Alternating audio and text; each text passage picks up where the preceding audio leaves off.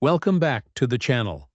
Today, we uncover a chilling Cold War-era assassination that revealed the ruthless lengths Stalin's regime would go to silence its enemies, even its own agents.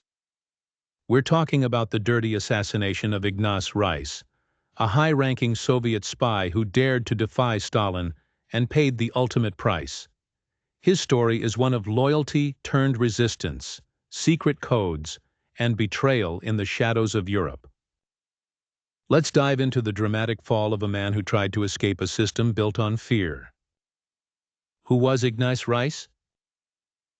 Ignace Reiss, born Nathan Paretsky, was a committed communist and a senior Soviet intelligence officer. He served the Soviet Union across Europe, operating undercover in France, Germany, and the Netherlands during the 1920s and 30s. Trusted and well-connected, Reiss was deeply involved in espionage activities against Western governments. But as Stalin's regime became increasingly brutal, especially during the Great Purges, Reiss began to lose faith. He was horrified by the executions of fellow loyal communists and the show trials in Moscow. In 1937, Reiss made a bold move. He broke with Stalin.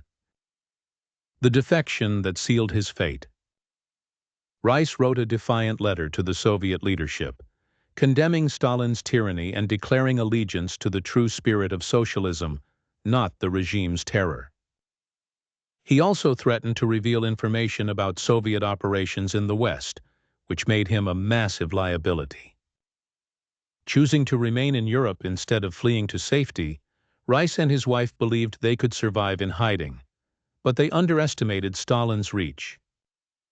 The assassination. On September 4, 1937, Reiss was lured to a meeting in Lausanne, Switzerland, by people he believed were allies.